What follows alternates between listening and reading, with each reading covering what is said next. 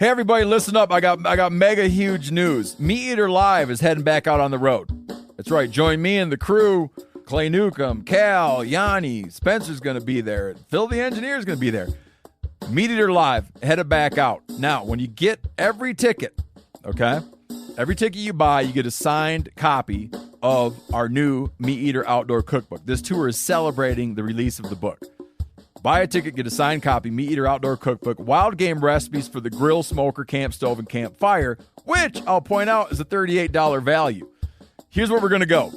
April 23rd, the Mesa Art Center in Mesa, Arizona. April 24, the Balboa Theater in San Diego. April 25, the Grove in Anaheim, California. April 27, the Crest Theater in Sacramento.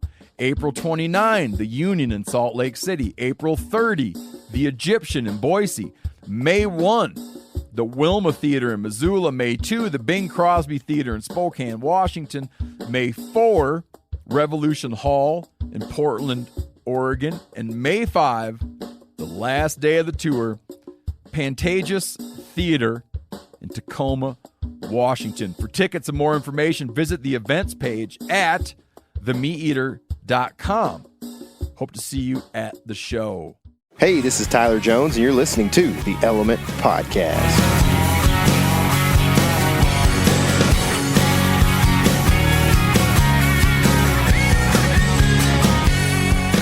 What's happening, all my woods people? Today, it is a scorcher here in Texas, and we are just chilling on lunch break because that's the only place you can chill is in the indoors on lunch break. The rest of the time, my man KC here is sweating it out. What's happening, dude? My 30 minutes of air conditioner time a day. That's what I allow myself out here in the old vehicle, man. Had a little jungle lunch today, and we're going to meet up and do a little podcasting. So it's fun times. For those who don't know, what is a jungle lunch? A jungle lunch. We discussed this the other day, right? Mm-hmm. So to me, a jungle lunch is a hodgepodge of sorts. So it's like, I don't have anything for lunch today, like leftovers-wise or whatever, and I don't want to go out and eat Mexican food because I ate that yesterday. And this morning. So you look in the fridge and you make a lunch out of something. So today I had, actually pretty cool, I had 2 tomatoes from the garden. Mm-hmm. Like my first bigger tomatoes have started coming off, so that's cool. A piece of sausage and a piece of, or like a pita, pretty much. Mm-hmm. So pretty good little jungle lunch. I'm satisfied right now. I had one yesterday. Yeah. Where I did like this sausage and cabbage thing that my wife made, and a couple pieces of lunch meat. It's tasty. And lunch some chips and salsa. Lunch meat and chips and salsa is a big hit at your house. Yeah. Y'all eat that a lot. I don't get to kill turkeys and pheasant, and so I don't have any white meat, Listen, really. Can you imagine, like, if people actually had to kill the amount of turkeys that they eat turkey meat? Be awesome. Be like 30 per household or something. I don't know. Be a lot. I might raise some turkeys one day then. We should do that. Yeah, that'd be cool. Yeah, tasty. So it's blazing hot out there though right now, and you've been out working in it, but man, it's kind of like we're starting to get to, at least here in Texas, we're getting to the dog days where it's like the only thing you can do is shoot your bow in the mornings or evenings and dream about cooler temps and season openings, and gear and that kind of thing. So I guess one thing that we're going to do and that you could do in the evenings is scout for deer. And we've done some deer drives, but it's been a couple weeks. But let's see, a couple months back, we actually did an interview with Mr. Mark Kayser, and he's an outdoor writer and TV show host. Really interesting, really smart guy. And we talked about summer scouting. This was during a colder season. This was like February, March, somewhere in there. And so it may sound kind of odd in relation to where we are now in this, hot June weather. But most of the tips that he gave us, man, were awesome for basically we're in the heart of what he's talking about. We talked a little bit about May. We talked a little bit about July and August. And so we're just right in the middle of what is going on. And most of the tips are things that you can do from this point forward. So we'll get to that here in a little bit. But I know thinking about gear and stuff like that, you have you've kind of been like sitting on the back burner so far this summer as far as getting gear. And so you're probably itching. Yeah, I kind of am. Honestly, I've been real busy with work, so it's kind of made me not buy as much stuff as I normally do, so it's kind of nice. I'm pretty much the exact opposite of you right now. Well, I went and so I got a little Saturday stash. It's what my dad calls catfish money. Mm-hmm. So I don't really know why he calls it that, but that's what he calls it. But I got a little stash, like when I work on Saturdays or put in extra time. That's what I use to like buy extra stuff. Like if it's like a toy that I just want, and I'll go buy anything I want if I need to. But I really try to, just be responsible with my finances, which I think you should. But anyways, I went and deposited my Saturday stash in the bank the other day because I got a pretty big purchase coming up. Hadn't made it yet, but there is probably going to be a new Matthews headed my direction soon. What does he look like? I don't know, actually. My kindergarten best friend moved off before first grade. Yeah. Matthew Matthews. No way. Not kidding. Matthew Matthews, if you're out there listening to me, reach out, brother, because I miss you. Dude, I had some friends that were, that you knew them, and they were just like best friends for like a year or two, and then they moved off. Yeah, sad deal, man. I know it. Matthew Matthews. Yeah. So, anyways, new bow probably coming soon, but otherwise for me, I mean, there's going to be a progression of arrows and all kinds of stuff with that, But that's the big thing coming for me. But there's still some small stuff that I'd like to add. One big thing for me is, dude, last year my legs froze. And I don't have the right layering system. I have that Equinox pant from Sitka, which is pretty good. It's pretty durable. It's the affordable one, though, yeah, right? the affordable one. And it's not real warm. So you got to put on stuff underneath it to keep you warm. Like the wind cuts right through it. It's an early season pant. Well, you got to get on board with the Big Johns or whatever I got going on. Dang, Mr. Natty Gear and the giant pants over here. I do love those pants, but they make me look. They made me go from 200 to 300, basically. So that's what I look like. Man, yeah. So I'm going to get, probably not those, but I want to step up my pant game a little bit. I don't think I'm going to go full bib just because I kind of enjoyed having pants. I think as a run and gun hunter, pants are nice. You're just a little bit more mobile. Bibs can kind of restrict you maybe if you're trying to put sticks up a tree and stuff like that. So I'm going to explore my pants options. But otherwise, I've been saying I was going to do this for a while now, but I'm going to build an ozone tote, like from scratch. Or an oat. You could call it an oat. Yeah, I'm going to build an oat. You know me, I have to do that. What about an ozote? I mean, that sounds cooler. It does, but an oat is way funnier. An oat, that's true. Either way, I'm going to build one of those before season. Yeah. And do a little scent control stuff. Because, we've talked about that in other podcasts and probably will in the future some more. But, yeah, I feel like last year I kind of went a little crazy with stuff and bought a decent amount of stuff, Yeah. But, that bow is going to hit my budget pretty hard. Well, just have to get some more Saturdays, man. I know it, man. Man, for me, I don't know. I have been buying trail cameras and stuff like that and not working that much. And so I've just been, probably spending more than I should. And then not to mention the tags that I likely have drawn and will draw this year. You don't have to pay for any more tags, right? Haven't you given all your money? I don't know if it's been hit.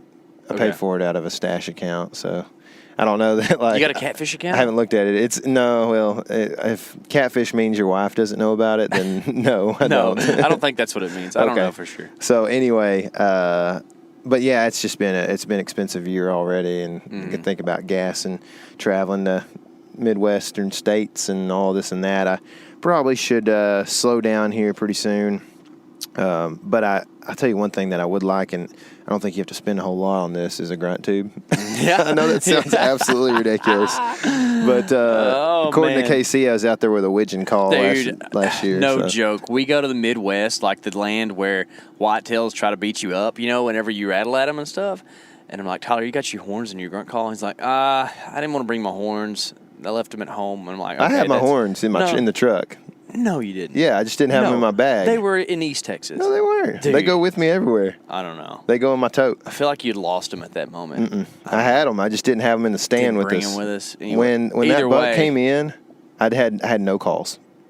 Because the reason is I said, Tyler, after you showed me your grunt call, I said, just leave that in the truck. I don't want you. Because it goes, it was like, it was, I think it was from a pretty reputable brand, right? One of the Primos call. Yeah.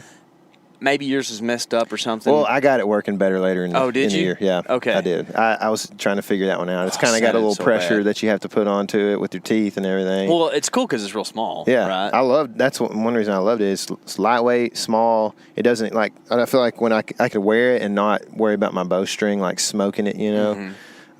So there's a lot of good things about it for sure. But I probably need one that's like going to have a little more low end, guttural, like realistic thing in case it's quiet and I need to sound real and convincing that I'm another mature buck somewhere else, you know. Sure, you can't just snort wheeze them every time. Tyler is the master of a voice snort wheeze, guys. Just so you know, sounds pretty good. It's odd. It's going to come in handy. I hope so.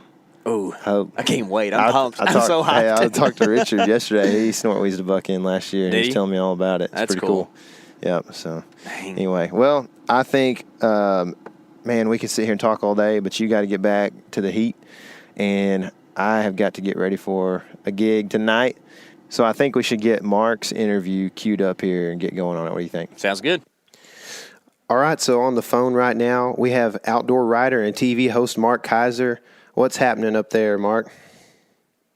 Well, right now, at this time of the year, I'm staring at a tremendous amount of snow. So thinking about summer is kind of warming me up. Yeah, I understand that totally, man. I thought you were going to say a tremendous buck out your window when you started into that. I have been looking at some tremendous deer, but right now all the big ones have dropped their antlers. And I live in northern Wyoming, and we're just having a weird late winter. Usually it's almost brown by now, and I'm out picking up antlers. But, I'd have to take a scoop shovel to find them today. So, I mean, is that going to affect the herd densities up there? Are you going to have a lot of winter kill in that area, or how does that work for you guys usually? I'm not seeing it yet. What's happened is we've been getting these bursts of storms from, say right around the first of the year until now. But we are lucky enough where I live on the front range of the Bighorn Mountain is we get Chinook winds. So about every other week or so, it'll warm up with these tremendous warm winds, and it heats up the landscape just enough to break out the vegetation again, so the deer have enough browse. And I live in an area where literally from my window, from my front yard, I can see elk, whitetails, and mule deer and pronghorn. So I'm looking at all these all these species of deer and pronghorn, which are in the deer family, but they seem to be doing good. I found a few winter kills, but it's usually and it's the case so far. It's just fallen at the year that are dying. They're the first ones to get weak, and they just have a tough time. Yeah. Well, that's interesting. Have you always lived in Wyoming, or where'd you grow up? I grew up in South Dakota, next door to Wyoming, and I grew up in the eastern part of the state, corn country. So I'm kind of a Midwestern boy at heart, but my family owned land in the Black Hills where Mount Rushmore is. So I spent a lot of my time out there in the mountains, and that area is the same. It's real similar to where I live now. It had elk, mule deer, and whitetails all intermixed together. So you could really see this great synergy of the deer family. This animal used this niche habitat, and this animal used that, and it's kind of a great experience, and it's a great place to live just because of that, all the hunting opportunities. Oh yeah, man, that's great. That's I'd say you're pretty lucky for sure to grow up in that country. Did you have you always hunted since you were little? I have since I was of legal age, and then a few years before that, I always followed my grandfather around. My dad believe it or not, never hunted really. I think he went deer hunting once in his life, but he did reach out enough and take me hunting. He could see that this kid was nuts at the time. He wanted to go hunting all the time, so he'd take me out, but hunting wasn't his passion. So when it come right down to it, I learned almost everything from experience and basically failure. Right. It's a good way to learn it. I failed a lot. Yeah, and eventually I self-taught myself how to rattle in deer, how to build a blind out of corn stalks and hide in the end of a cornfield and wait for a deer to come by, and just things like that. And maybe it was a hard lesson to learn over the years, but I think it's made me a better hunter probably. For sure. Yeah, the experience is the best teacher in my opinion. So growing up in corn country in the Midwest, or what you might call the Midwest, you've got a similar experience to a lot of what you would see in hunting media world. We grew up, KC and I, in kind of a different area where there's not really any agriculture that draws whitetails out into the open. And I would say there's probably several different subregions across the U.S. that enjoy that. And, we've all seen the guys in Iowa and Ohio with the video of giant velvet bucks just happily munching on chest-high beans and shaking flies off, and then they become the target bucks, of these hunters that hunt them from woods to field, bed to feed all season. But where we live, deer walk around in the summer close to their beds eating poison ivy and blackberries and goldenrod, all of which are pretty much gone in November.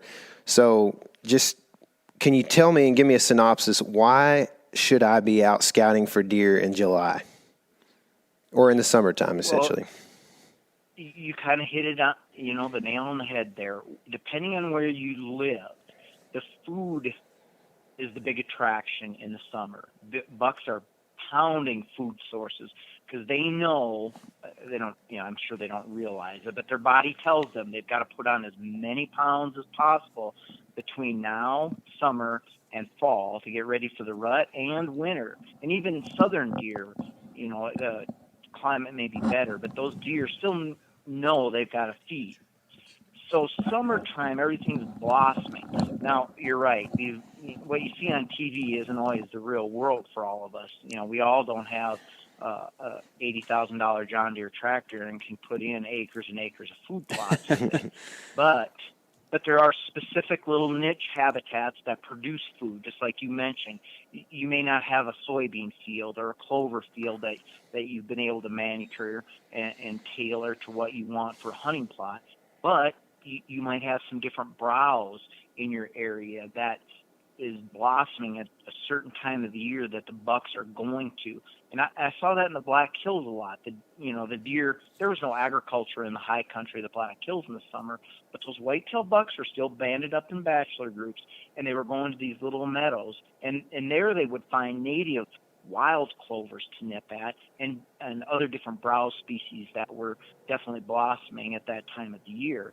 So you've just kind of got to do that driving around type thing, regardless of where you live, and find those areas that those bucks want. And a real quick shortcut for people, if you don't live in an agricultural area with a soybean field every 2 miles, is to go talk to a local conservation officer or biologist. They know the native foods in that area that deer are moving to in the summertime. They're monitoring that as well. They know that if there's a drought and this certain species of vegetation isn't thriving, then that it could very well hurt the deer herd. So these guys, they know what the deer are eating at certain times of the year. And your NRCS office, those personnel, they give free advice all the time on stuff like that. And they might even be able to help and offer up some options. So you want to put in a little food plot somewhere that you can scratch out by hand or scratch out with just some ATV implements that you might have on hand. So there's some options there, but food, man, focus on food, then get a look at those bachelor bucks, and then start tracking those deer. Track where they're coming from, where they're going to. Yeah, and I would imagine that a box of cookies or something can get you a long ways when you start talking to one of those biologists about where the big bucks are, right? Yeah, take them down to Pizza Hut for the buffet lunch. There you go. Out of them for $7 out of your pocket. There you go. That's totally worth it. So, you talked about locating those bachelor groups and figuring out where the deer are. Are you implementing glassing a lot in the summertime, or are you going in and looking for more like the deer sign on the ground? Well, two ways to do it, and both of these are under the radar, invisible type ways. You mentioned glassing, optics, yeah, for sure. Now, in a real heavily wooded situation, that might not be the key, but you just never know. You might be able to, in a timbered setting, get up on a ridge and look down into a little creek bottom where the deer are gathering and stay 100 yards, 200 yards away and use your binocular. I use a Nikon spotting scope a lot just from my truck, driving up and down these country roads where I live here in Wyoming, and these deer are coming out to hay fields. We don't have any crops really, but the whitetails here will definitely gravitate towards the hay fields, and the foothill bucks will gravitate toward the open slopes again, where they're finding different browse species to nip on. Although even there, if they're in the foothills, they're making a mile or two trek when they can, and sometimes daily, to hit an irrigated hayfield. And then the other thing I rely on, trail cameras. Put your trail cameras in. Once you get eyeballs on some of these deer, some of the patterns you're seeing, then it doesn't hurt to make an intrusion here or there, put your trail cameras in. Because you got to remember, very few areas in America, or North America for that matter, are void of human entrances and disruptions. Whitetail deer are pretty used to guys bumping them here and there, whether it's farming, ranching, utility work, hikers, berry pickers later on in the summer, different things like that. They get bumped a lot. So if you just go in, put your trail cameras in, and then set it up on a rotation every 2 weeks, or invest in these newer ones that send images right to your phone, you're not really causing chaos in the whitetail woods. So when are you usually setting your trail cameras in the summertime? I actually have some trail cameras that are just out 24/7, 365 days a year. Mm-hmm. So if it's an area that I really want to focus, say I just spotted a big buck and I have permission to hunt there, or required permission to hunt, I won't start really monitoring that deer until probably July, when he begins to show the potential of what he's going to be. He's going to be sprouting up in June, his antler growth, and you'll get a framework size, but it isn't until July that you're really beginning to see true potential with tine height, mass, which is tough to judge with velvet. But the first thing you will notice, maybe in June already, is spread. That spread comes out real quick on a deer. But the time length and mass, and maybe an extra kicker point or two, doesn't begin to show until July more. And then really by mid-August, you know what that deer is going to be like. So that monitoring, probably from July through August, is probably the most important to get a really hard focus on what a deer's doing. Mm-hmm. So, and earlier you talked about, bachelor groups going out and feeding together, in some of those high meadows or the hay fields or what have you. How much can you learn about a specific buck from the bachelor group that he's, a part of? Well, you can learn a lot, because even already in the summertime, especially summertime, these deer are already setting the pecking order. If you're sitting in your truck on a ridge, wherever you're at, watching these deer through optics, you're going to see the pecking order real quickly, because those bigger bucks, they do not want to be fooled with, and if there's a certain place they want to eat, and everybody wants to eat there, you'll see them roll right in, throw a hoof or two, and clear out the area. Sometimes they just roll their head, and give a 2.5-year-old buck that nasty look, and that's all it takes. But obviously you don't see any engaging in antler clashing yet, because they know they cannot bump those antlers. They're still growing. But the pecking order gets set right then, and then really, really watch travel routes, because if you've got an early opening to your deer season. And some states, southern states, even, don't quote me on this, but I think even like next door in North Dakota where I live, there's August hunting, and especially September seasons.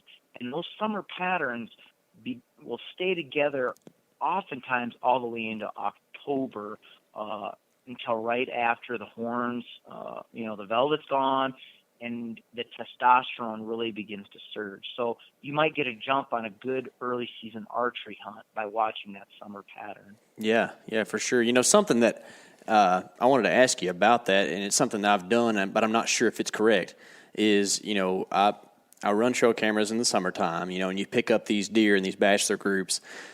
And I'm always under the assumption, once you kind of establish like what deer are in that group, that when you see like the little forky on your camera, but you don't have anybody else, that those other deer are in the general area. Do you feel like those bachelor groups are that tight-knit and they're always there, or can you pick up, like a stray here and there that's, where you can't really didact that the other bucks are in the area as well?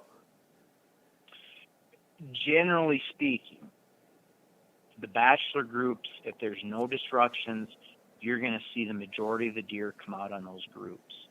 But that's not to say a mature buck or two that has enough experience, and if the hunting pressure's at a certain point over the years, they may have learned to feed somewhere else or show up after dark, and sometimes taking different routes. And a good example has happened 2 years ago.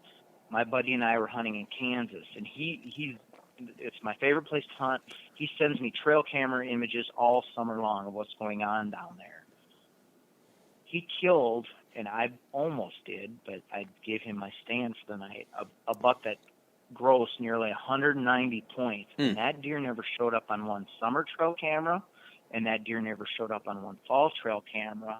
Yet, we knew he was in there because some other people had seen him, but he was one of what I call trail camera dodgers. And how they do it, I don't know. He just didn't feed, with the group in daylight. He didn't go to, like in Kansas, you can bait. And so my buddy's got bait and mineral feeders set up. He wasn't visiting those. He was he just would skip every camera, yet he was there. And a friend of mine in Wisconsin tells me the same story. He's got several bucks. He knows they're there. They just do not show up on camera. So yeah, don't always be fooled at what you're seeing in the field. There might be one or two hanging in the wings or feeding real close by in a very different type of food situation, nutrition situation. But still, that deer will be there when hunting season rolls around. Mm-hmm. So did your buddy kill that buck in a different location than where you guys had cameras? Like, because I know that, like what we're saying is that a deer could use a different trail than what you have your camera on all year pretty much, except maybe once, But what was the case there? That deer was living just above the main camera corridor that he was monitoring. When I say he, because I only monitor when I'm down there hunting, but he had an encounter. So the scenario is it was on a creek bottom, and he was hunting above me in an upland area, more open Kansas type stuff you think of, prairie. And I was down on the creek bottom, and I was seeing deer activity, but not big bucks. Well, we were both in that area, just separated by a few hundred yards. He was up high in the open, in a stand, and I was down below. And he got a shot at a giant buck this one night, but he said he missed it. Well, then he went and found his arrow, and there was a little bit of hair and fat on it, but it was one of those skimming shots and went under the brisket. Mm-hmm. He just misjudged the yardage because it happened so fast. Well, the next night, he wanted to sit where I was sitting, and I wanted to go somewhere else because I wasn't seeing anything. So he went down on the creek bottom where the trail camera was, where all the activity we thought was, and that night that big buck come right under the stand. Had I just stuck it out, I'd have been there for the shot. But what I think changed everything was it was right when all the does were coming into estrus, and that big buck had been living up top, away from everyone. I just don't like anybody. I'm antisocial. And then, of course, when you started getting a whiff of estrus does, he dropped down to where the action was and wanted to party. Mm-hmm. partied a little too hard. It's killed many a man, I guess. And that deer, we knew it was the same buck. My buddy called me and joked. He says, "You got to come help me. I wounded a deer," and da da da da. So I met up with him about an hour or so later. Well, he just wanted me to help him drag the deer out. He was joking with me, and he goes, "I think it's up there." And we walked up, and sure as heck, here's this giant deer laying there. But I rolled it over, and he hadn't even done this, and underneath its belly was the gash from the night before, from his mechanical head opening up and slashing the bottom. And it was a big wound, but it didn't do anything except it was a flesh wound, you know. It just some, like, showed up in there, a little bit of fat, hair, just a trace of blood. But it was definitely the buck the night before. Wow. That's a cool story. So, how do you say, I mean, in that buck's case, you could scout fields and never see him and have trail cameras out. So, but if you are scouting fields and you notice a buck off the side of the road one day and you get permission or you have permission in there to hunt, how do you, when you hit the woods, I guess you're looking at where that deer enters and exits the field when you're scouting there in the summertime. But when you go in to hang your trail cameras in the woods and try to figure out where this deer might be bedding, what are the steps there? What are you doing first off, and then further, and to the point where you get a trail camera hung? Well, you're definitely dissecting the terrain to begin with, because deer are creatures of the edge. You probably have heard that a billion times. Whitetails are creatures of the edge. So you're definitely looking for any edge, and sometimes those edges are inside the timber, but they're what I call an inside edge. So it could be an old dry creek bed, it could be an old fence line, it could be maybe an old woodland trail, but look for inside edges where you're seeing that deer disappear. Now in the summer, it can be sometimes tough to decipher these trails because of so much vegetation. But as summer goes on, and the leaves, especially when the leaves begin to drop, you'll be able to see these trails more and more appear. But I definitely I use a hunting app, Scout Look Weather. So I'm on my phone, looking at satellite images, looking down from above, trying to find openings, trying to find any of these little type edges that appear from above, and then go in and try to find them on foot later, make an intrusion in and hanging or setting a trail camera. And as soon as possible, I definitely, especially on a mature buck, I would try to get at least a couple of your sets up. Again, make the intrusion. If you bump the deer in July, no big deal. He's going to get bumped by a farmer, he's going to get bumped by a rancher moving cattle, whatever. And then get a set or two in, and especially on an edge if he's coming out to feed, so you're ready to go on that very first sit when season opens. So I don't know if that answers your question. Yeah. How much pressure have you seen it take to like permanently move a mature buck from during the summer? How many intrusions can you get away with, in your opinion?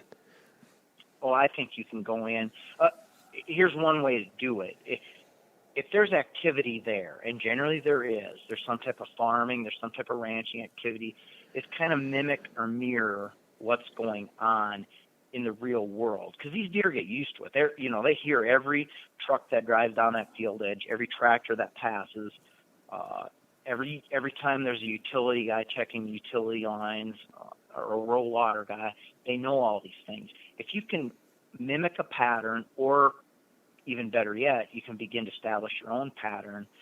And then what I've used and several of my friends taught me how to do it, more or less, use vehicles if you can. If you can drive an ATV in, just drive right up to the camera, pull the card, swap cards, and drive away. And do that at a time, say it's on a field edge, do that at a time when the deer aren't there, at high noon, or even in the summer, the days are longer. Get off work at 4 or 5 o'clock, run, do it right then before the deer are going to blow out onto the fields. Do it at a time when the deer are back in their bedding cover, and they just hear that blah, blah, blah, blah, blah, blah, blah, blah, the truck driving up your ATV or whatever.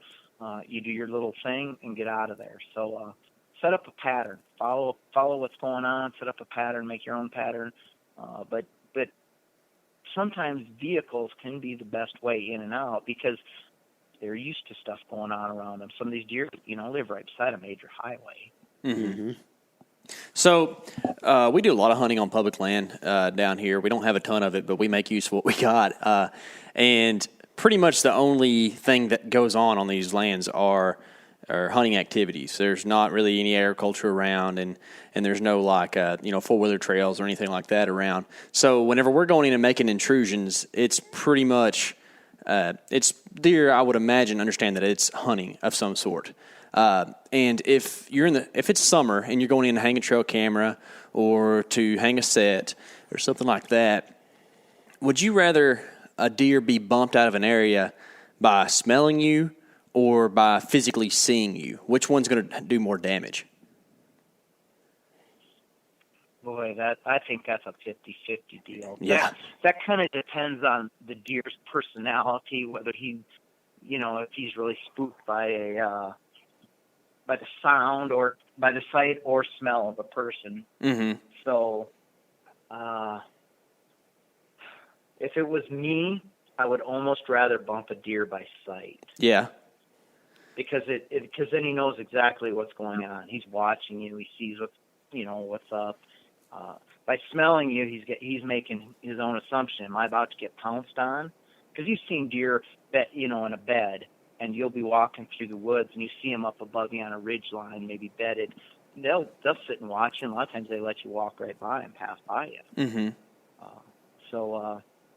But again, deer have personalities as crazy as your friends. So you can never really know what that deer is thinking. That's why some deer are breeders and players, during the rut, and some deer are kind of passive and sit back and watch, and occasionally they'll go and dance with a girl. But sure, yeah, and those are the guys that grow old and big, the ones who take it easy, right? That's the ones we're looking for. Exactly. Yeah. They're not wearing themselves down during the rut. They keep a little bit more fat on their body. So here, as far as public land hunting, if you kind of have a hunch, and again, it can be tough in thick timber, but if you have a hunch where the deer, what their daily route is, you just set up your pattern to go get your trail camera or check your trail camera on their pattern. Mm-hmm. If you always think they're up on a ridge top and they're there by 8, 9 in the morning, and your trail camera is 200 or 300 yards below that and they can't see you, then that's when you definitely want to go check that trail camera. Is when they're not in that area. Mm-hmm. And then just do it every other week. Don't go in there every 3 days. That's the biggest fault, whether sure. you're on private or public ground, period. If guys just want to go check those cameras, and they shouldn't. I know you get that trail camera fever where you just want to check cams because that's all you can do. You can't get out there with a bow or a gun or anything that time of year, so it's just what you can do. But I know that's something that Tyler and I both worked on a lot this last off season is just staying out and only going in when it's necessary. And I think it did help us some, but then you run into the thing on public land where it's not always in your control because you have other people that might be a little bit more antsy or a little bit less wind conscious in some of the activities they do. But for the most part, I think we really saw some positive effects of that. So you're on the mark with that, man. So how much of your scouting in the summer are you looking for bucks, and how much are you looking for the does in preparation of the rut so that you'll find the bucks because you know where the does are? It's probably a 50-50 split there. Yeah. You're going to, if it's a real high or a real attractive food source, you're going to see everything there. Mm-hmm. They're going to show up. They won't be globbed together. Sometimes they intermix, but you definitely do want to know where the does are feeding, because on about October, again, depending on the country, but by the 15th of October, those bucks, they're starting at, well, I got to start figuring out what these does are doing. So they're beginning to visit. And every day from mid-October until the first 7 days in November, those deer kick up their daytime movement hour by hour by hour. So it transitions from almost a total, in October they always have the deer disappear thing, which there's a lot of truth to that. It's just the deer are fat and they're holed up, and they got so much food at the time they can feed anywhere, so you don't see them quite as much as the bucks anyway. And then as that testosterone keeps surging and peaks in the end of October, those deer, again, they start changing from a nocturnal pattern to a 24/7 pattern where they're traveling on and off all day long as they begin to search for that doe. So you definitely, beforehand, until before October 15th or 20th, something there, you want to know where the bucks are. After that, you want to definitely know where the does are, and then swap between, depending on what you're seeing for a pattern. If that mature buck's still going back into some little hole of a big briar thicket, every day regardless, that you still can target that, but you know that he's coming out at some point to see what the does are doing in a feeding area or down in a river bottom or wherever, the big travel pattern is. Sure, yeah. So, and you talked about finding where the does are feeding, and that be kind of one of your places you concentrate on for does. Do you feel like the summer browse, the summer food options, kind of slowly transition into different things during the fall of the year, or do you think that there's a big weather event that takes those deer from, forbs to whether that be ag or woody browse or what have you? Do you see a definite line that you need to switch as soon as there's a frost or something like that? That's all region specific. Yeah. Because if there's a browse species that they're nipping on and it gets a hard frost, it can change the flavor of it, and they abandon it overnight. If they're in Iowa or eastern South Dakota, where I grew up, and they're feeding on a soybean field, and then all of a sudden it gets harvested, and with today's efficient, combine and stuff, there's not much left on the ground anymore. Yeah. They can change the whole pattern again in a single day. Within 2 or 3 days, those deer have left. Same with corn. Corn's a real killer. Those deer have everything right there. They've got food. They've got jungle cover. And the minute that combine comes through and nips everything down to about 6 inches tall, they're standing out in the Mojave Desert wondering what, we got to get out of here now. So, yeah. So it's very regional specific, but you need to watch it because it's a real thing. It doesn't matter if I'm hunting deer in the foothills here or the bighorns in Wyoming, and whitetails here. I got whitetails showing up on my trail cameras at just under 8,000 feet. So those deer are definitely not acting like a Illinois whitetail buck. Yeah, sure. But their food is changing. When it snows up there in September, and I'm still elk hunting, looking for, see what my elk cameras are doing. I can see those whitetails shifting and starting their downward move. More whitetails come by the cameras. They're hitting the water source that I'm watching for elk. So weather changes, the food changes, and again, it just depends on where you live. You got to know those things. That's why I say if you don't talk to a biologist, they'll point you in the right direction. Yeah, for sure. And this is more just out of my curiosity, just because you live in such a different area than I do, and I can't imagine deer at 8,000 feet. So what are the deer in your area eating at that time of year? Just for my general curious questioning. They go when they get a snow, and even before a snow, they're on the south-facing slopes is one of their big hangouts, and they're eating probably about a variety of 20 different browse species. They just nip everything small and green on that hillside. Yeah. And most of the stuff they're nipping on is less than a couple inches, 2 or 3 inches long. So they're true wilderness deer. They're not. Those deer don't get any grain at all until they come down off that mountain, and then they may hit a hay field in November. By the time those high country deer are out of there, generally for the most part by I'll say October 1st through the 15th, they come out of high elevation areas. They're on the open slopes below. They're hitting hay fields then. And then they're eventually pushed to hay yards where there's haystacks that they'll raid nightly, trying to get a little nutrition out of that, plus the browsing they can do. So I'm very curious about this as well because this like mountain deer are just something that's kind of foreign to me, but that I would love to do. Is there a good way to hunt them early season before they push down to the hayfields? I mean, it seems like they would be some of the least patternable deer. They are and they aren't.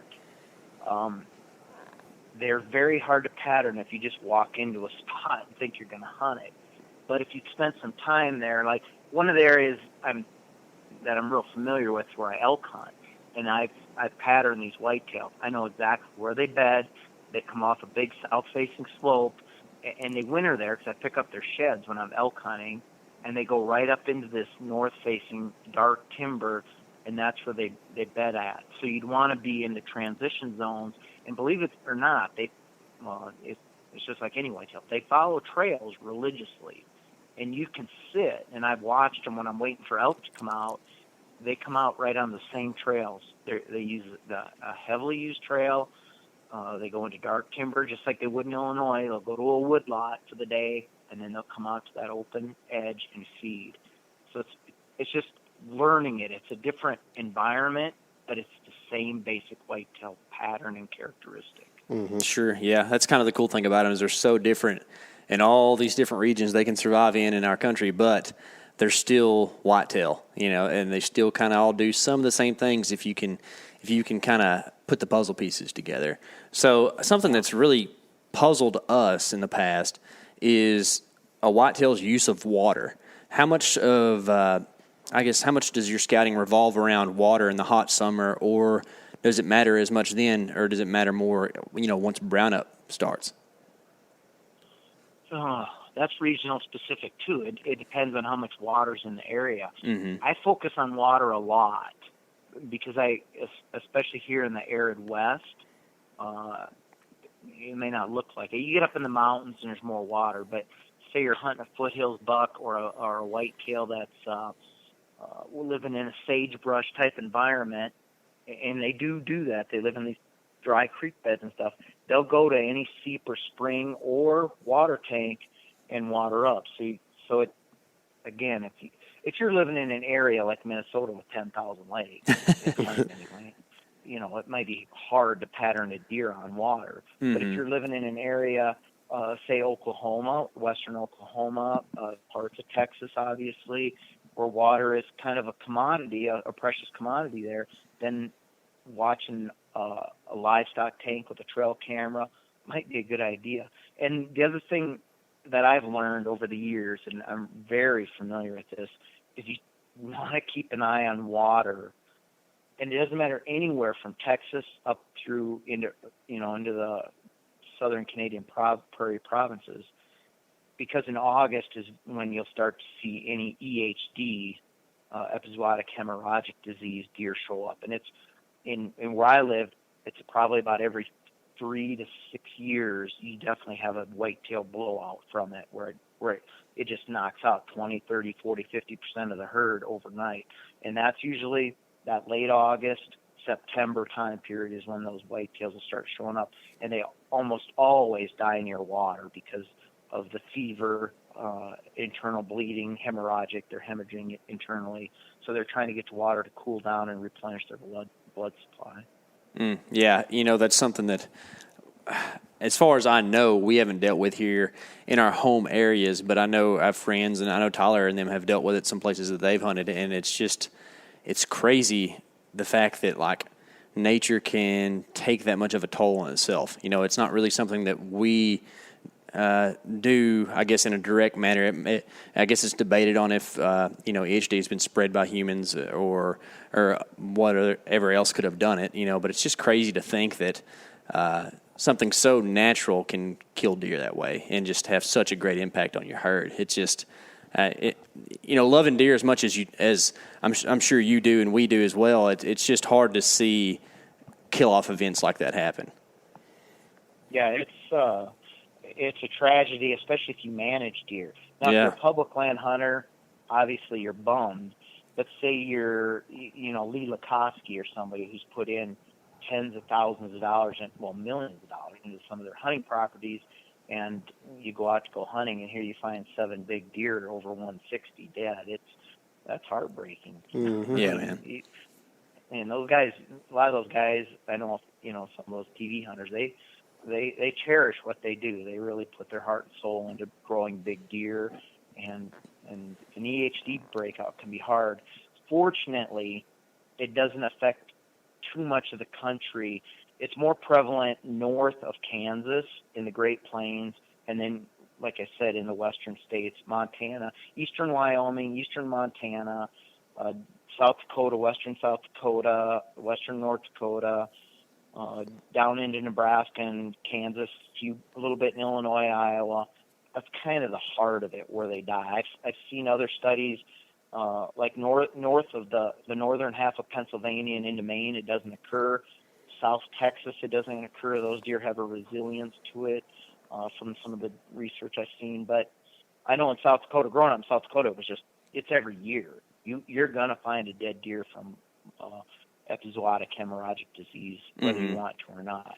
How many you find just depends on how bad the outbreak was. Yeah, sure. Well, hopefully we won't experience another bad year like that for a little while. But you talk about being from South Dakota and those Black Hills area, and I'm just not very familiar with hunting with topography like that. Where we hunt, at least here locally, you might have 50-foot elevation change on a 2,000-acre parcel. It's just not. It's very gradual, and so our wind directions, although they can change, because of different weather events or what have you, but usually if you've got a south wind, you've got a south wind. But I know, and I watched some of your shows where you use different topography like rivers or hills to kind of manipulate the wind in your favor. Do you scout for the wind directions? And let me explain myself. So do you go to a place in the summertime and know that like the prevalent wind for the day is, say a westerly wind, but you go and you walk a ridge line and see where certain thermals are working certain directions, or the way that the hill turns here actually makes this westerly wind a south wind, and you can kind of play tricks with the deer with the wind. Oh, absolutely. I do that anywhere. And what you're describing happens everywhere across the country. A good example is the tree stand I killed the last 2 years in Kansas. That tree stand is so high and on such a steep slope that even when you look north out of it, and your back to the south is right up against a steep hill. Even deer coming down that steep hill behind you rarely get your scent with a north wind, because that wind slams into that hillside and shoots straight up and over the deer on the same hillside. So you definitely have to study that, because you can go out and just say, this is always going to be a prevailing northerly wind, which is common in a lot of places in the fall. But the topography could drive that wind, 7 days to Sunday, different directions. And river corridors are well known for that. And I grew up hunting river corridors, especially in western South Dakota. Those riparian zones were highways for whitetail. They just run up and down those cottonwood bottoms, and they'll jump out across the Great Plains, jump from one prairie basin to another to get into another section of creek or river. But in those steep riverbank bottoms with breaks on either side, a north wind will follow that river around and suddenly, as you described, become a westerly wind. So you've got to be thinking ahead of, where are the deer coming, where are they going, what this wind will be doing at that time of year with prevailing wind, and then put your tree stand up to take advantage of that. And I always tell people, whether your property's big or tall, or big or small, you want to put as many tree stands up as you can, because shift in the wind, it could be a northwest wind goes to a west wind, and just that shift could ruin your favorite stand, making it unusable, because regardless if you think it's good because of the direction, the terrain might ruin it for you. Just that little shift could throw everything into chaos, and the wind going right down the trail you don't want it to go. Mm-hmm. So when you're scouting all summer and you've got several trail cameras out, and you're doing a lot of window scouting from the truck and that sort of thing. Do you have any kind of way that you're keeping up with the information that you're gathering during these episodes?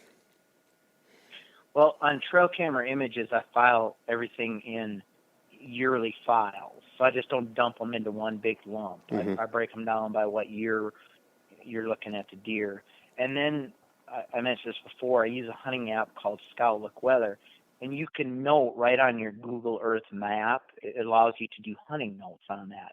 So you can write right on there, make a flag a mark. The deer, bucks are coming in on this corner of the field, bucks are leaving on this corner of the field, and then make a note, right here looks like a great place to put a tree stand. And then that gives you can do all that while you're sitting in your truck watching these deer a mile out do their daily thing. And then when you think the time is right, then you can move in, and at least you can look at your, you can walk in looking at your satellite map in your hand and say, yep, I'm right there. This does look good, or no, I need to shift over 100 yards and back 50 yards into the timber just because of the deer don't want to jump this fence or something, some obstructions there you couldn't see from the satellite image. Right. And so, running that, is there a time when you say, I don't know, say just for example, a month before the season where you're like, okay, I like to not intrude past September 1st when my season opens October 1st or something like that? Do you have like a no-go area where you're like, okay, I know what they're doing, we're just going to back out and go hunt them on opening day? Do I have a date? Yeah, I mean, is there like do you set like a window where you say, I'm not going to intrude? It's all deer-based. Okay. Just watch the deer, watch the trail camera. But here's another tip I've learned, and a friend of mine I hunt with in Iowa, he's an outfitter, Aaron Volkmar, real savvy whitetail hunter. And Aaron pushed this with me years ago, and I followed it too, is once you get on a big mature buck and you know he's there, the less you fool with him, the better. He's been through a lot already, so it doesn't take him much to change from coming out at 5 in the afternoon to coming out at 8 o'clock and getting the same amount of feed in the dark. Mm-hmm. So once you know he's there and you're pretty sure of his pattern, you can leave a trail camera up, but instead of checking it every other week, you might want to just check it one more time before the season. Mm-hmm. Or not at all if you've got eyeballs on him. If he's coming through an apple orchard or whatever, coming out of someplace where you're getting you can see him every night or every third night. You still know he's in the area. Man, just back off and leave him alone. You don't. The less you can screw with him, the better. Those big deer, once they hit 5.5 years of age, especially 4.5, they're players. You can bump them, and they're like, oh, what the heck? I'm still going to the party. But a 5.5 and a 6.5-year-old deer, especially, which very few of us ever get to hunt. Mm-hmm. But those deer are special. They're a whole different ball game of savviness, and you just want to play real delicately with them. Right. Down here in the eastern half of Texas, we deal with a lot of water moccasins. Not a ton of rattlesnakes. We got ticks. We have the Lone Star tick, which is gives you an allergy to red meat. Isn't that it? The Lone Star tick? Mm-hmm. Yeah. So, and then you've got any number of thorns and mosquitoes and everything else that can eat you up during the summer. It's kind of a different time to be in the woods than, say, December. But do you have any method to keeping bugs off of you, or do you wear snake boots in snake country, or you just say, you know what, I'm not going to worry about it? Do you have any tips like that for the listener? Well, I live in rattlesnake country, and I see them right in my front yard. Ooh. Not today with all the snow, but I can. and I've yet to wear snake boots. Mm-hmm. Now in Texas, I've been around some monster snakes, rattlesnakes, and I would probably, if I hunted there more, invest in a pair. For bugs, it depends on how pesky they are. For just medium type intrusions, the regular mosquito type thing, I'll just fire up a thermocell and have that running beside me. Mm-hmm. If it's really, really a heavy infestation, and I rarely get that in my country, but if it does, I may just throw a head net on and wear gloves and then if I see a deer approaching, throw the mesh out of the way so I can get ready for the shot. But our tick season is a little different than a lot of the country in this part. Is we have a big outbreak in the spring, and then it just dwindles down to nothing virtually in the late in the summer. So we don't have the tick problem like you do in where you're going to have to worry about Lyme disease, and it's because of the more arid landscape. Right. And stuff. Yeah. But we definitely have anywhere there's water based, you have mosquitoes. And that's bad. And if you're doing any cross country jaunts, you have to be aware of rattlesnakes. I've just always taken the approach with rattlesnakes is that they don't want to bite you. They're always warning you. So you just need to, if you think there's some around, you need to be listening because they're going to warn you. But if there's like a high wind or something, you definitely want to pay attention because you might not hear that rattle and you might step on it. And that's the only time I've ever actually come in close contact with rattlesnakes is stalking deer in a high wind. Mm-hmm. That's interesting because KC and I, we had like probably 3 instances in the last off season where we were about a step or two from just jumping around on top of water moccasin. They don't really have a rattle to warn you with, so it's just kind of interesting to hear different, how different areas are. But I guess I love Texas, but you're giving me more reasons not to ever move. Yeah, it's about to flood us out right now. We're trying to keep our head out of the water right now. It's all the snow that you guys are getting is rain down here, so oh, man. It's nuts. But are there any other activities you're doing in the summer? For the Whitetail Addict, we're talking a lot of summertime scouting and stuff, but if this. There's not a whole lot of horn on the head in May, and just not a lot you can do sometimes. But I know there are a few things that you can still prepare for it, and I'd be interested in hearing how you're preparing for whitetail or even just hunting season during the summer. Well, I'm always inventorying my gear and making sure that my tree stands are ready to go. I've got enough tree stands to put out for different situations. They're safe, all the harnesses and everything, the straps, everything's safe. So that inventory is definitely going on nonstop in the summer. Putting up tree stand setups when I can. Some areas, you should always take your tree stands down every year if you can, just because wear and tear on them, the weathering, it can make them unsafe. But there's some areas you hunt that you just know that's always going to have a buck passing through it.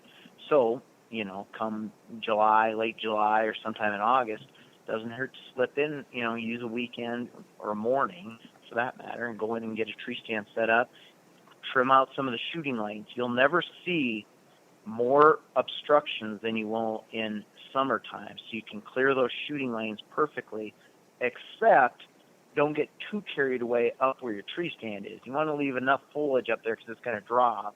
So you definitely want enough, to still hide you. But on the ground, where those deer are going to pass through, whether you're rifle hunting or bow hunting, make sure that you're clearing out enough so you can shoot from 20 yards, and then again with your rifle out to 100, 120 yards, whatever, depending on the terrain. And then something, it's getting away from people these days. They just, seems like it's getting worse and worse with Americans, is staying in shape. And you think, I don't have to be in shape. I'm just going to climb up in that tree stand and sit there. But being in shape will help you in more ways than just being able to climb up in that tree stand. Your body will be in better shape to sit there longer in cold weather. And, your muscles will be able to create more, or your body will be able to burn fuel more efficiently so you can stay warm longer. If you have to drag or pack that deer out, you guys are talking about all this public land hunting, and I know it for the land I hunt for deer, especially more mule deer and elk and antelope. But you get a critter down and you're a mile, 2, 3 from the road, and I can't come down and get my pack horses or something. That's a heck of a job getting even a deer out of the woods by yourself, deboning it, getting it all ready to put on your back and pack it out. So I always try to, keep up my exercise routine in the summer, no matter how busy, stuff gets, because I know for me, it gets really horrid. Right around September 1st, I'm in the mountains in the high country chasing elk. Then I drop down, jump in a tree stand, and then back up in the high country. And so I'm just bouncing around. And if I'm not in shape, I'm not being successful. But those are a few things that I do in the summer, definitely to keep up on whitetails and be ready to roll. Yeah, I killed a bull in 2016, and I didn't know if there was enough calories on the ground in that dead animal to get him out. You know what I mean? I thought I was going to have to eat the whole thing. It was crazy how much energy you burned, packing something out 2 miles, and you really learn also like how to position a load in a backpack on the fly for sure. You realize that becomes more problematic than what it should be. But I know a lot of guys like to buy new hunting gear during the summer and kind of get ready and just kind of like you said, inventory your gear and then add new things to your arsenal. And I wanted to ask you a little bit about scent control on new gear. We talk about scent control a lot for stuff that we wear and stuff that we get, human stinky. But I know that a lot of times, no matter where you're getting your garments, they're going to come in the mail or come from the store with a pretty pungent, chemical smell. What are you doing to like your new stuff to make sure that it's scent ready for whitetail season? Well, I use Wildlife Research products as my go-to. So for laundry detergents, for spray, for scent elimination sprays, I have a very stringent regimen for that. Funny you should say that. And this is a thing I preach to all my camera people that go with me too. Yeah. Is you've got to wash everything. So you're talking about clothing and your gear. So gear is a thing most people overlook. And one of the things they overlook is I shoot my bow obviously more in the summer. I just kick up every day, shoot. I've got a new Matthews Triax and just loving that thing. And about July 1st, I'm really trying to bond with that bow. That's my big run up to the season. But that wrist strap is one thing people overlook. So you're shooting all summer long, sweating into that, and they forget to wash that. It doesn't matter if they got every other article they've got clean and they don't wash that and descent that. That's a giveaway right there. Day packs are another thing. Are you guys familiar with these cattle lick tubs where you put minerals out? Mm-hmm. Mm-hmm. Well, I keep a lick tub. Well, I keep a bunch of them for different things, but I keep one that's cleaned and washed out, and I throw my backpacks in there. And then I rinse those in Wildlife Research laundry detergent again. And then and just rinse to get, especially if they're new, like you said, they got that new funky factory smell. Mm-hmm. And then when they're hanging to dry, I spray them with Wildlife Research scent elimination sprays, again, so it dries on there and provides another coating. But I definitely, baseball hats, gloves, my day packs, my backpacks, binocular straps, every little thing that can hold scent, especially cloth, I descent as much as possible, as humanly possible. And even plastic things, I'd give everything a quick spritz down before I go into the field and carry a small bottle with me when I'm in the field. Just going into a tree stand, I'll give myself a shot, spraying my feet down or whatever, just going in. Do that in the summertime when you're checking trail cameras. There's no better way to help erase and make yourself invisible than to wear your rubber boots in the summertime and spray down as well. So, and going back to pre-tree stand setup, preseason setup, I'm a real big proponent of clearing out entrance and exits to your stand. So as you go in, nothing brushes up against you. So I'm taking pruning shears, sometimes need to do a saw, but I'm making my own little route through there. So when I go in the dark, come out in the dark, I'm not leaving any scent. Even though I've descented everything, you're still a walking scent bomb. So you got to be real conscientious of where you're rubbing up against, what you're touching. And I try to knock out a pathway to and from my tree stands so I don't brush up against anything.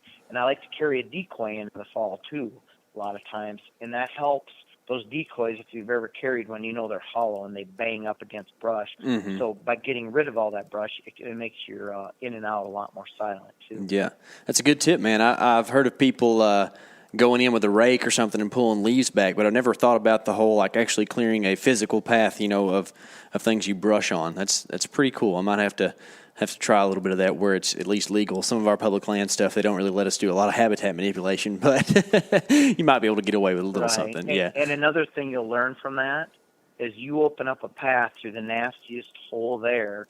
You watch that path because those deer will be on it before you know it, especially during the rut. Mm-hmm. Yeah.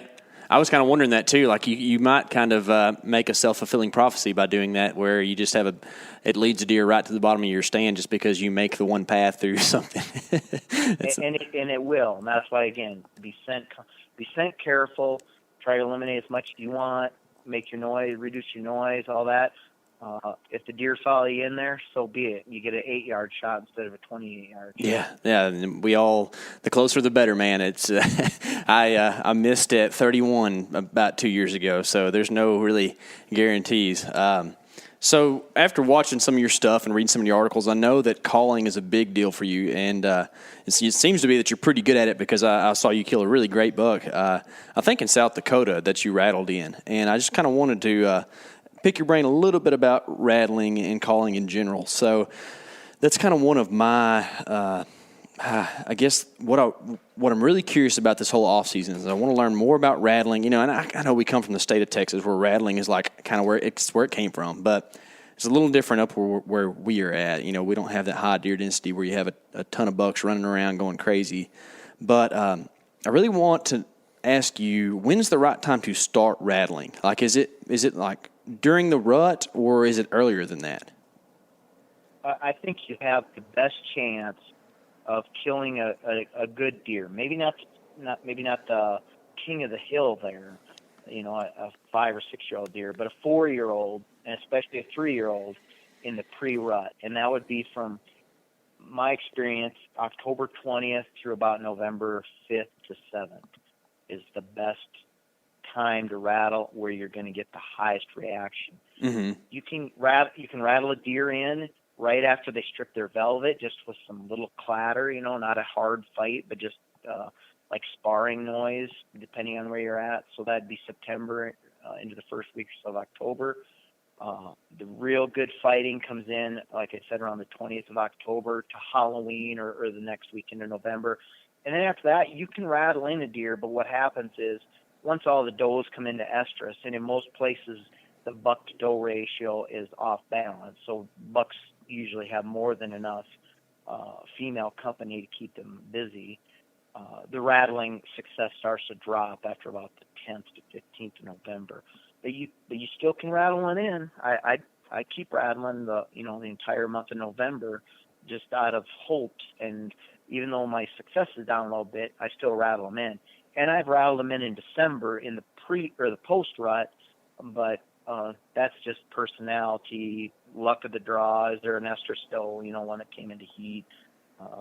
Just enough interest that they want to come out. Sure, yeah, and I know that down here where we're at, things are a little bit different than the Midwest, but it seems like to me that heavy rut action is a little bit later in November. But I know that we've seen bucks, tailing does pretty hard in early February, and it's not even hunting season. But it just goes to show you that if you're hunting a fairly unpressured area, it's not really ever a bad idea to try it. If you just need to throw them something, throw them a curveball.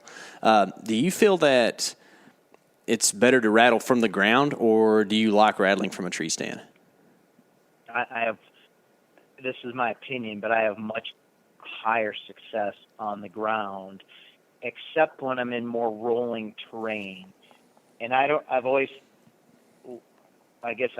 compared it to the fact that deer know where that sound's coming from, down to a few feet, within a few feet, except when environmental conditions change. So I like to rattle when it's windy, leaves are rustling a little bit, confuse them, get them in there, but they're not sure of the exact location because, they're fighting all these other things. But when it's clear day, and say you're hunting a flatland area, they know that sound's coming from an elevation, not on the ground level. So whether or not they're spooked by it, again, goes back to the personality of the deer itself. But I have better luck being on the ground rattling than I do over the years than a tree. Now, that I film more, I tend to rattle more out of a tree because I'm trying to hide a cameraman at the same time, so we're not, walking around hand in hand with this guy or gal. It's just harder with a camera person, so I tend to stay in the tree more. Yeah. So, watching you, it seems like you rattle and then you get your gun up and you've got your grunt call in your mouth and you're making some vocalizations there. Can you kind of run us through quickly just your basic thought when you are calling, when you finally, get set up and you're ready to go? Well, so you're taking a firearm scenario, and it works similar to a bow scenario, but your rattling, in my opinion, is your long-range call. So you're trying to lure something in. You hopefully know there's nothing within 70, 80, 100 yards. Yeah. You're trying to lure something in from a few hundred yards out. Rattling does that. Then you get eyeballs, or if you're in dense cover, you just got to tell yourself, there's a deer coming, there's a deer coming. And your finishing calls are your grunt calls or your bleat calls. You're teasing at that point. One of the problems I feel, again, this is my opinion, but I feel people, they call too much and they call too close when the deer is there. And I know this busts a ton of people. When they get a deer coming, they get excited. And this is, I see this with turkey hunting, elk hunting, and coyote hunting. They're excited. So what do they want to do? Let's call some more. Mm-hmm. No. If that deer is on a string to you coming, you don't need to coax him anymore. Just shut up, get ready. He knows approximately where that sound came from, like I said. He's going to hopefully end up there. If things change, he stalls, he starts going a different direction. That's when you start calling again. But remember, when he's inside of 50 yards and you still don't have a shot, but he's kind of angling your way or not the way you want, you're really risking a lot by starting to call to him, because at 50 yards, even 70 or 80 yards sometimes, depending on the time of day and, again, environmental conditions, he can pinpoint that just at a heartbeat. And one thing I like to do if I am going to call close, or I don't want the deer to quite figure out where I'm at, is to call when he's moving. And that works great when there's a bunch of dropped leaves, because if he goes through dry leaves, and this is dry leaves, and even certain moisture content in it, but he's making noise. And you'll notice that when you call to him. Sometimes you have to about throw a brick at their head to get them to stop. They don't even hear the call because they're making so much noise themselves. Mm-hmm. And I've screamed at them, on the grunt call, and they won't stop because they're making too much noise. But if I want to make sure they're not pinpointing me, I try to call when they're moving or when they make that first step. Just as they make that first step, they're going, you call, and they'll stop. I'm like, oh, what was that? I'm not quite sure where it come from, but, it sounds like over here. But it's just reading animal behavior, just like reading your dog, watching the deer. Don't give them too much. Just give them enough so they're on their way and they don't locate you. Well, cool, man. Mark, I've enjoyed your articles a lot. You're a great writer, man. Your content is very creative, in my opinion. I love how you always put a spin or some aspect or you include a thought that's innovative, and I really enjoy watching your videos as well. What's the best way for the listener to connect with you, figure out what you're up to, and see some articles and some videos that you've done? Well, everybody knows how to Google. That's true. So, but they can go to markkayser.com, Mark, MarkKayser.com, and you can hook up there with me on Facebook and Twitter, and I recently became an Instagrammer. All right. So you can follow me there. And what I do on my sites, I don't know if I'm different than others, but I do a lot. What you're seeing is my daily life. So if you look up on Facebook right now, you'll see my wife and I were out over the weekend scouting, and I got pictures of some bull elk there. And then on the same trip, there's whitetails. We're looking at whitetail bucks, and you get to kind of see, again, how's my life what am I doing? And I always try to throw some tips in there. So like on the scouting tip, I talk about like what we talked about. Winter scouting, you glass from afar, just like you do in summer scouting. You're using the spotting scope. And I do a lot of coyote hunting. I'm just wrapping that up, kind of right now, and I'm shifting into shed antler hunting. So I put little adventures down, what I've been up to, and again, tips. And if people have questions, I'm more than happy to answer them. Although I'm not one of these guys that's on social media 24/7. It may take me a few hours to get back to you, but I will. Awesome. So. Well, cool. We'll link to all that in our notes right here under the podcast. And Mark, I appreciate it. I hope you have a great off season, man. I'm looking forward to it. I'm just waiting for the snow to melt. Yep. Yeah. All right. Well, have a good one. Stay warm. Thanks, guys. Appreciate it. All right. Thanks, Mark. And that thing was loaded with information. Like, we went, from all the way from summer scouting into calling. It just was a natural progression. We just couldn't help but talk calling, because that's something that we're likely to do a lot of next year. We've talked about that, Pretty good results of calling here in Texas, and I know that it's supposed to work pretty well around here, but my assumption is that it works even better when you go to the Midwest and the deer densities are high. So I can't wait to try some of that stuff out. I know that you and I kind of both talked about how we want to do some stuff from the ground and be mobile and cover some country. That'd be pretty sweet. Oh, for sure, man. And man, I'm so jacked up about it right now, and we're kind of in a weird period where we got really excited, and then we went and put all our trail cameras out, and now we're just we should probably just wait a month or more, probably more than a month before we go back and check these things. So we're in this dead period where I'm lucky, but I'm going back to the studio in Tulsa for a week, and then I'm doing a big trip to the mountains. I think you guys are doing one too. And then, hopefully by the time we get back from all that, we'll have kind of satiated ourselves and be okay with waiting that long before we go get a trail camera, Yeah, hopefully. So, but, speaking of that, you can watch kind of the thoughts and the reasoning we have behind some of the trail camera drops that we've had, the webs that we've put up. In our new PLC, we've got one called The Drop. And did we do one before that? I think we did, yeah. Did we? Yeah, so we did some stuff over at Babylon.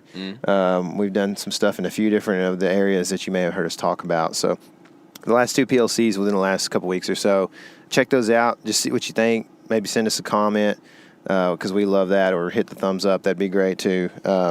But we definitely, want to be able to answer any questions you have, even if it's where is Babylon on a map? And KC would be glad to send you a map. It is north of Mesopotamia. So anyway, check that out. What else? Minneapolis. Oh yeah, man, we've got some sweet fishing films out right now. Mm-hmm. The most recent of which being. So last summer we took a trip to Minneapolis, Minnesota for the TRCP Media Summit, which was freaking cool. We ate great, learned a ton, and while we were there, we said, hey, we got a little downtime, before this thing starts and before we get a flight on the plane, let's go fish. And Tyler and I proceeded to go crazy amongst all of downtown Minneapolis and catch some fish, and it's pretty sweet. Man, it was so cool. I was so tired after that day, but I was just looking back on it, even during the day, it wasn't something that really just was, I didn't like, I mean, sometimes you could get into maybe packing an elk where you're like, okay, this needs to be over, but I mean, I was never really at that point, but I was very tired. But I just look back on it and I'm like, man, that was so cool. Mm-hmm. We rode the city bike system and did a lot of walking, and we were trying to figure out how to get out the cheapest. We didn't take an Uber or taxi or anything like that, I learned how to ride a city train, dude. That was awesome. Yeah. I have street smarts now. You do. It's happening. And cred, too. Ooh, I don't know about that. So anyway, it's cool. That film is called Urban Series Minneapolis. That's right. I guess they're all going to be Urban Series whatever town it is. Yeah, right? Yeah. So we plan on doing a few more of those this summer, and we also are hoping to get another film released here pretty quick in the next couple weeks or so that you guys will probably dig. It's a fly fishing thing. It's a non-urban series, right? It's a non-urban series, so pretty cool deal. We'll go from there into some of our hunting stuff, man. So it's getting exciting, man. We're starting to ramp up.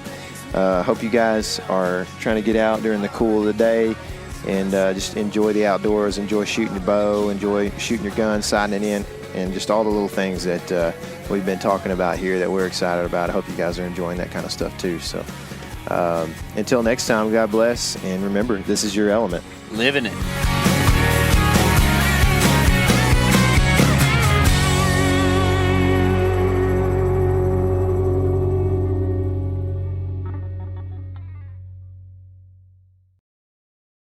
Hey everybody, listen up. I got mega huge news. Meat Eater Live is heading back out on the road. That's right. Join me and the crew. Clay Newcomb, Cal, Yanni, Spencer's going to be there. Phil the engineer's going to be there. Meat Eater Live headed back out. Now, when you get every ticket, okay? Every ticket you buy, you get a signed copy of our new Meat Eater Outdoor Cookbook. This tour is celebrating the release of the book. Buy a ticket, get a signed copy, Meat Eater Outdoor Cookbook, wild game recipes for the grill, smoker, camp stove, and campfire, which I'll point out is a $38 value. Here's where we're going to go. April 23rd, the Mesa Art Center in Mesa, Arizona. April 24, the Balboa Theater in San Diego. April 25, the Grove in Anaheim, California. April 27, the Crest Theater in Sacramento. April 29, the Union in Salt Lake City. April 30, the Egyptian in Boise. May 1, the Wilma Theater in Missoula. May 2, the Bing Crosby Theater in Spokane, Washington. May 4, Revolution Hall in Portland, Oregon. And May 5, the last day of the tour, Pantages Theater in Tacoma, Washington. For tickets and more information, visit the events page at themeateater.com. Hope to see you at the show.